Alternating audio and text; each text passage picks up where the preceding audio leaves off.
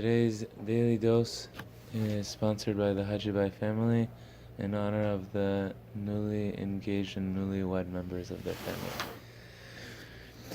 Okay, so we are continuing with Mishna Berachot. Yesterday we started with a quick introduction to Mishna, the history of the Mishna, how it was written, how Rabbi Yehuda Nasi completed the mission of Rabbi Akiva and Rabbi Akiva's contemporaries in publishing the Mishnah, and we started to read it. And so far we started with only the first line, from what time do you start reading Shema in Arvit? We pointed out, if you remember, Rabbi Yehuda Nasi was very specific in how he started the Mishnah. Right? He did not introduce there is a mitzvah of Shema Yisrael, it's in the Torah, in V'shoch Becha Kumecha, and is that. He assumes that you know that. He assumes that you have that already, that the child has it already. Wait, what does he start with? From when do you read? In Arvit. And he answers, Misha'asha Kohanim nichnasim le'echol b'trumatan, from the time the Kohanim come to eat their terumah, which, for our purposes, let's call it Tzeta Kochavim. For these purposes, 20 minutes or half an hour after the sun sets. From that time, a person can read Shema Yisrael. We spoke about the Kohanim eating the Trumah and how it works and why it works. Hey, who's going to continue reading? Until what time can you read Shema? Arvit is first, Vahi Erev, Vahi Boker. You can start reading it from Tzedek Kochavim, from the time it's night out. Until what time can you read it? What's the latest you could read Shema? Let's go, Yaakov. Chao. Ad Sof HaShmura HaRishona. Divrei? Divrei Rabbi Eliezer. Okay. Ad Sof HaShmura HaRishona, Divrei Rabbi Eliezer. So first opinion, Rabbi Eliezer. And Rabbi Eliezer says, Ad Sof HaShmura HaRishona, until the end of the first guard. Right, in those days they divided the evening into three parts, into three guards. Right, it was the time that, if they had night shifts, the guards of places had night shifts. They split into three shifts, so to speak. And he says until the end of the first shift, till the end of the first guard, about 4 sha'ot zmaniyot into the night. It's pretty early, right? Probably in today's time, it's 10:45 at night. Divrei Rabbi Eliezer. This is Rabbi Eliezer's opinion. Who's Rabbi Eliezer? Anybody know?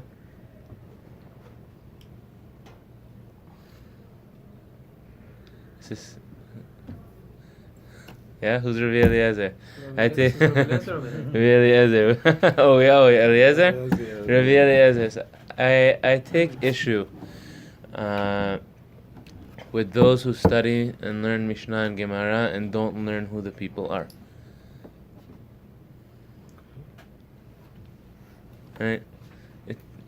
I'm sorry. Like, I think there are entire yeshivot out there that they sit all day and all night. They study Gemara, and then if you ask them who is this person, I don't know. How do you not know? This is all you learn. So Rabbi Eliezer is Rabbi Eliezer ben Hurkenos. Rabbi Eliezer ben Hurkenos, he's very famous as one of the students of Rabban Yochanan ben Zakkai. If you remember in Pirkei Avot, Rabban Yochanan ben Zakkai said, I have 5 students that he went and he sent out. He says the first one that he said was Rabbi Eliezer ben Hurkenos. Rabbi Eliezer ben Hurkenos, who we know about him, is that up until a little bit of an older age compared to others, he did not study Torah. He was an Am Haaretz. His father kept him in business. His father didn't want him to learn Torah.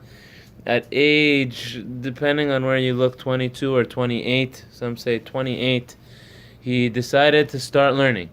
He decided, I'm going to start learning Torah. I'm going to leave my father's business. His entire family was very angry at him.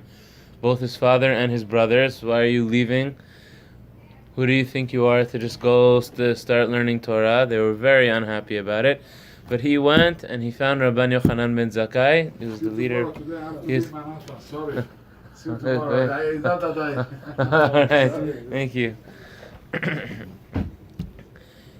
He said, I'm going to go to Yerushalayim, to Yavne, maybe. I'm going to go study with Rabban Yochanan ben Zakkai, the leader of our generation. He went and he became the top student, or one of the top students. He had several top students. But Rabban Yochanan, do you guys remember what he said about him in Pirkei Avot? About Rabbi Eliezer? He said, Bor sur she'eno me'abed tipa. He does not lose one drop. Doesn't lose one drop of anything he learns. And Rabbi Eliezer used to say about himself, he said, I don't say anything which I did not hear from my teacher, from Rabban Yochanan ben Zakkai. Now, what was the end of the story? One point, when he already became a top student, his father and everyone, they forgot about him already. And at one point, his brothers said to his father, listen, he's not involving himself in our family. He didn't involve himself in our business. He left us to go learn Torah. He thinks he's better than all of us. Go visit the court. Go visit Rabban Yochanan ben Zakkai and write that you are not including him in your inheritance. Take him out of your inheritance. Inheritance should only go to us. We're the only ones investing in our family business. We're the only ones who are working. So he says, okay. He goes to Rabban Yochanan ben Zakkai, and Rabban Yochanan ben Zakkai knew who he was. He knew that he was coming. He set up a meeting with all the big machers, with all the wealthy, respected, wealthy, and all the big rabbanim of Israel. He sets up this huge meeting and he says, who's giving the drasha? Who's giving the divrei Torah? Rabbi Eliezer ben Hyrcanos. Right, so he gives Rabbi Eliezer to give the drasha, and everybody is so impressed. He's a top student of Rabban Yochanan ben Zakkai. Everyone's so impressed by his drasha. When his father says, who is my son? This is my son. He became the top of the top. That at this kind of meeting, he's the one invited to speak. And look, everybody around, everybody he sees, only has compliments to say about his son. He says, no, he says, I'm changing my mind. I want to give the whole inheritance to him. I want to give the whole Yerusha to him. He goes to him, he says, I want to give you the whole Yerusha. He says, no, it's not fair. He says, split it evenly. Give us all an even portion. But this was Rabbi Eliezer ben Hyrcanos. At the end of his life, he was a person that was very strong on his opinions. Right? He was so confident in everything that he learned, he was unwilling to compromise, even. Almost like Bet Shammai style. At the end of his life, he was excommunicated. We're going to see soon by who he was excommunicated. This is a very famous story of Tanurosh al-Achnai. If you ever learned the Gemara in Bava Metzia, that they had an argument over a certain kind of oven, if it could become impure or could not become impure. Rabbi Eliezer started bringing proofs from all over the world. Right? He had first he said, I'm trying to remember in what order it was. First he said, let this tree jump 400 amot, and then he said, let the stream go backwards, and then he said, let the walls of the Beit HaMidrash fall down, and Rabbi Yoshua asked them to stay up. Then he said, let a voice come from heaven and say that I'm right. A bat kol came from Shamayim into the Beit Midrash and said, well, what do you want from Rabbi Eliezer? He knows the halacha, he knows what he learned.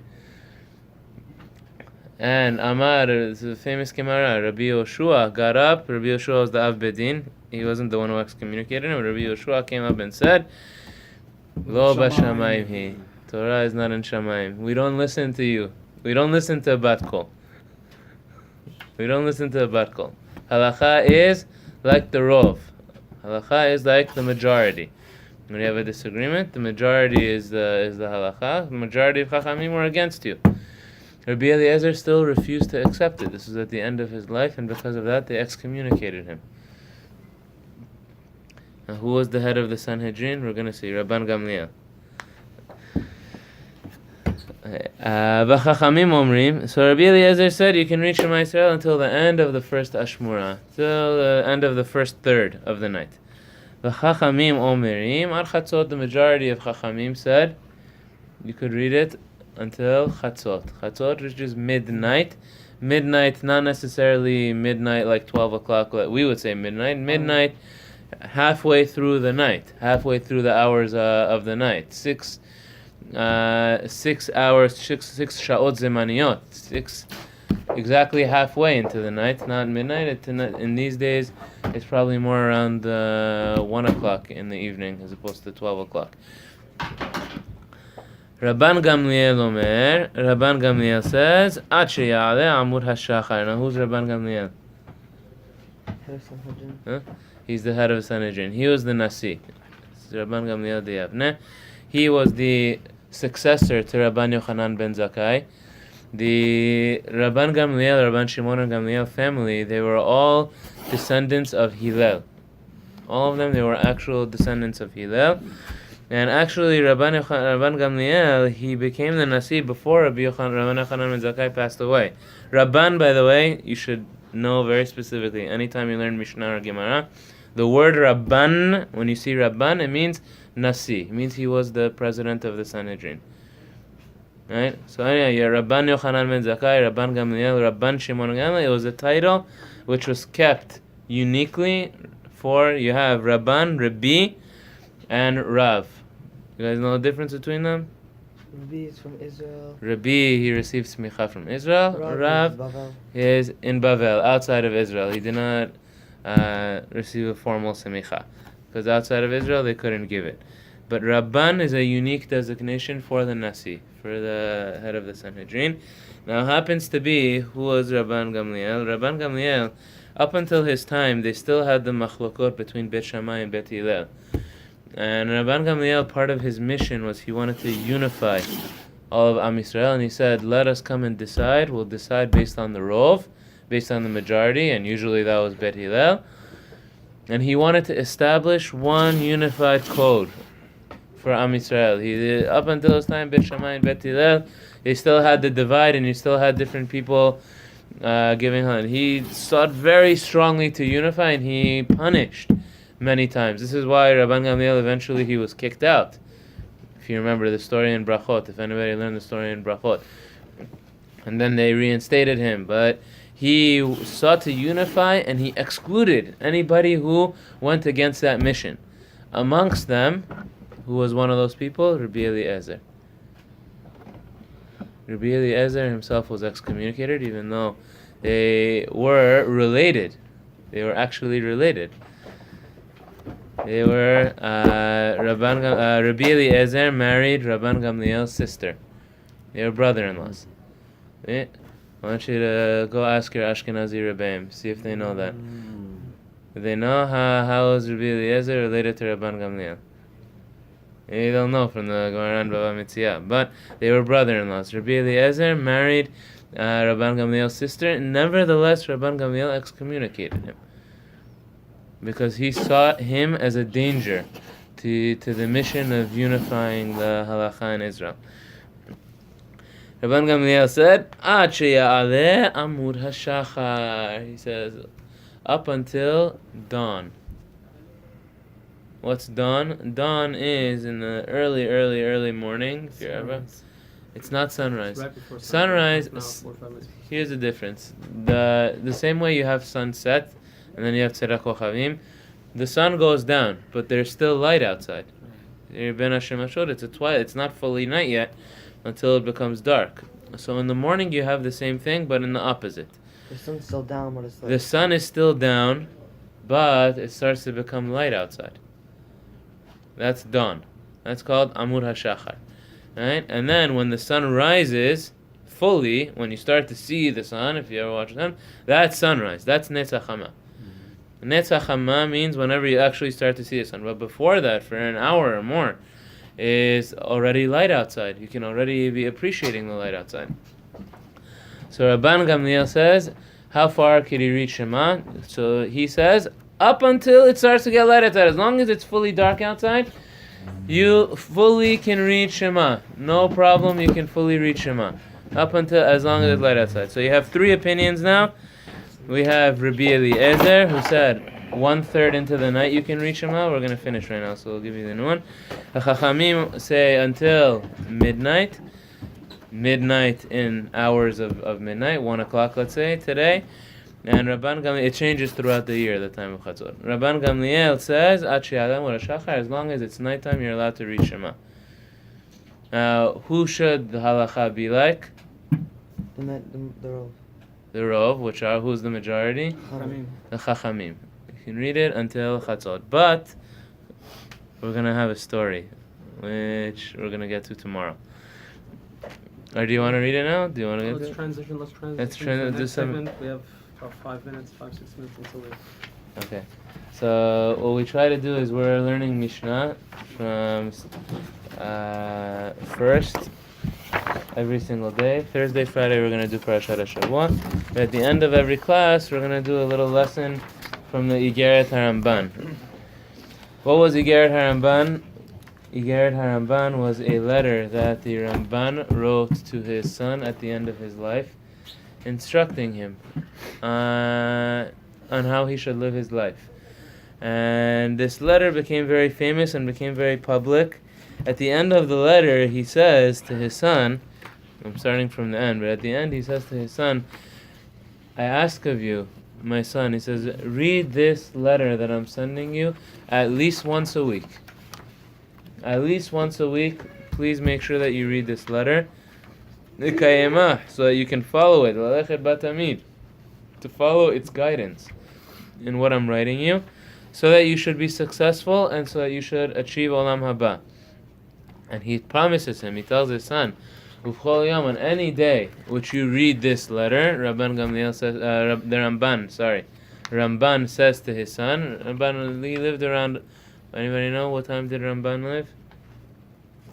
1600, 1700. Oh no, 1100 CE. He was a contemporary of the Rambam. He was a contemporary of... Yitzhak Luria was much later. He was 1600. But the Ramban was 1100s. He was in the 1100s and he was a contemporary. He lived the same time as the Rambam. They had a lot of... Ramban and Rambam were almost the same time. They were almost exactly... Rashi was a little bit before them. Before, like about 100 years. 100 years before them. So the Ramban, he says to his son, anytime you read this letter, he says, any day you read this letter, I promise you that God will answer your tefillot. Hashem will answer your tefillot. Ya'anucha min hashamayim. From heaven, they will answer your tefillot on any day you read this letter. That's why we read it before Shacharit. That's how we close the segment. So that's why we read it. So Bezrat Hashem, we learn a little bit of it, and Hashem should answer our tefillot in Shacharit. Well, yesterday Hashem didn't answer the tefillot answered. because No, he didn't get to it. No, yesterday afternoon answered our tefillot. We were on the highway by 8 o'clock. So Adam calls it that last mincha is by Great Neck Synagogue 8:15. Just so you know, And we are on the highway. You can always catch mincha about 15 minutes after Shkia at the Chabad on Yishar Road. If you wait 1 second, don't you finish? You ruin my story. So we come from North Shore. We come down to Hicks Lane and come. It's 8:20, and by the time we got to Hicks Lane and Station Road, so I said, Daniel and Elio were with me. I said, guys, you know what? We're gonna pull to the parking of Chabad. The sun is going down. We're gonna do mincha in the parking lot. We pulled to the parking lot, hoping that every other place is done already. All of a sudden, from where I park, I see Ashkan and his kids come out of the car running to the building over there. I said, Ashkan, what are you doing? He said, mincha. I said, wait, now. So we went and we, such a warm mincha, there was a guy, Chabadnik, singing over there. And then we said, Arvid over there. So we were there until 9 o'clock. So he starts off the letter with Shema Beni, a pasuk from Mishle. Shema Beni Musar Avicha, Ve'al Tito Shorat Imecha. Listen to my son, the discipline of your father. It's a quote from Mishle. Do not forsake the guidance of your mother. Bezrat Hashem will get into the meaning of this pasuk in Mishle tomorrow. I just wanted to start it a little bit. But we'll get into this pasuk tomorrow. It's a very beautiful pasuk. Oh, yeah.